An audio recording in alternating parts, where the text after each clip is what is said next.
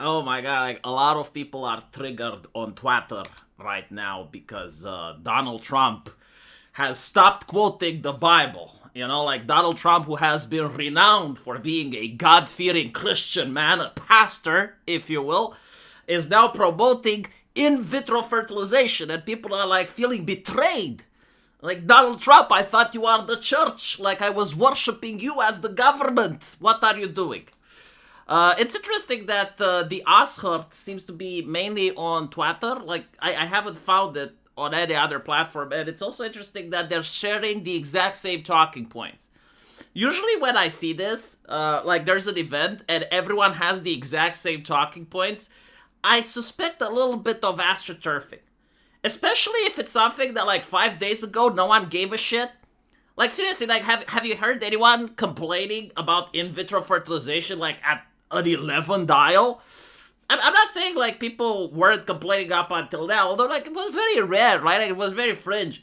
But all of a sudden, like everyone on Twitter has like the exact same sentences, the exact same buzzwords, and there were like ban, ban, ban, abolish, ban, and then pray. You know, it's weird. Let me put it this way. If you end up having a significant other that you love very much, and you're also getting along, and you want to marry her, or maybe you actually do get married, and you find out that you can't have children, that's a problem that many people have to deal with, and it often breaks marriages. Right? No, seriously, like think about it. Like you manage to find your soulmate, like your significant other, and everything is great, everything is fine, but you just can't have children. Like that's a reason for a divorce in most cases. But maybe you did, you know, maybe that's not the case for you. Maybe you actually did manage to find someone, you did manage to have children. But what if your children find someone that they can't have kids with, and then you find out you will never have grandsons? Then you'd be happy that in vitro fertilization exists. So let's discuss what it is, and is it really that bad? Well, say you have a man who doesn't have good sperm. They're not good swimmers. And so he can't have a kid. And when he goes to the doctor, what he does is he jizzes in a cup. And then the doctor looks at the microscope and finds some of the sperm that's actually compatible. And then goes to his wife, extracts an egg, and mixes that sperm with the egg and creates an embryo, and then injects the embryo into the wife. And that's in vitro fertilization, right? Like, because nature can't do the proper thing, like the scientist takes that little sperm and just puts it right into the egg. And so where's the problem? Well, the problem is that in the beginning of the practice, which, by the way, is extremely expensive, like I overly simplified it, but in the beginning, they would create a lot of embryos to make sure that at least one of them is viable, right? Because when you implant an embryo, chances are it may not take. And so, the woman gets pregnant, and after like 2 or 3 weeks, she finds out that she lost the baby because like the embryo didn't take. By the way, this actually happens naturally a lot of the time. It's just that people don't know, right? Like, if you're having sex with your wife and an embryo is formed, but it doesn't take for whatever reason, like after a couple of weeks it's not viable, you may not even know that your wife was pregnant. Like, this is natural. There's many cases like it. And so a lot of people try to say, well, it's because of the science. Like, kind of yes and no. Right? Like when you go to the doctor, like you absolutely know that she was impregnated. And so like if she loses it 2 days later, right? Like, you're going to go to a funeral because, like, you lost the baby and it's horrible. But under normal circumstances, if it's a 1 week or 2 weeks old, people don't know. Now, as I mentioned before, they're usually making like 6 or 7 embryos. And they would inject 3 or 4 into the woman in the idea that, like, 1 or 2 isn't going to take. And in the case that all of them would take, then the doctor would just look at the weakest and perform an abortion on that, right? From my knowledge, that's kind of against the guides right now. Like, no clinic actually does that. I don't know how it's like in America, but no, like, we moved past that. Like, technology advanced, and they used to do that back in the day. But now, no, like, now it's just like one embryo per woman. Like, we have the technology to do that way, so you don't really have to just put 4 or 5 at the same time. So it's possible that a lot of people that have complaints about it, like, genuinely don't know. But here's where the Christians are complaining, right? As I mentioned before, you have like 6 or 7 embryos. So, like, what happens to the ones that don't get implanted? Well, they're usually put under freeze. So they're like literally freezing those embryos, and at any point, the parents can come and demand another one, right? So, like, if you have a person that wants to have 3 kids, they have the opportunity that after the first one was successful to go back to the clinic and then take some of the other embryos.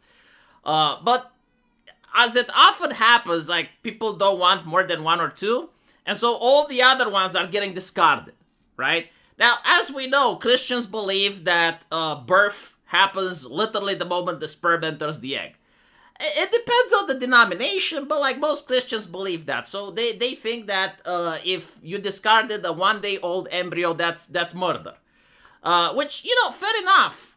If that's the case, like, you should encourage the people that use IVF to use up all the embryos. Like, there is no more ethical problem there, right? There's no more moral issue if you have, like, a family that can't have kids naturally, right? Because, like, you don't have, like, people that are selfish doing this procedure or people that are healthy. You actually have people that literally cannot have kids and they want to have a child. And so they go there, they get like 7 embryos, right? And they get, let's say, 1 of them don't take. The second one does, all right? So now they have like 5 left. Well, if you're a Christian, you'd encourage that they use all of them. Doesn't that make sense, right? Like, I mean, I don't know, like, I think it's different than a person that gets an abortion because they're selfish. Like you have someone using an abortion as a contraceptive, or you have like the American style of getting an abortion, like 4 months during the pregnancy, right? Like to put that on the same scale with a family that like is desperate to have kids, especially if it's a family that decides to use up all the embryos, like there's no moral conundrum there, right? So like the Christian thing to do would be to encourage people that want to take this procedure to make sure that they don't leave any embryos unused. But anyway, I just don't understand, like, this Twitter thing, which, again, I believe it's astroturfed. It's like the concept of using the government to enslave people to Christianity. Like, even if you're not a Christian or you don't care or you don't love Jesus, like, the government will make sure that you do. And the thing is, like, with abortions, like, I kind of get it, right? Because, like, almost, it's a big controversy. Like, there's a lot of men that don't want their wives or their women to have an abortion without their consent.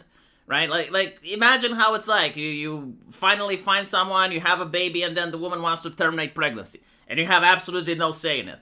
The opposite is also true, right? Like, if the woman wants to keep it, you as the man have absolutely no say in it. So, like, when it comes to children, like, the men are just a pay pig, or their consent just doesn't matter. Like, once the impregnation happens, like, the man has no consent.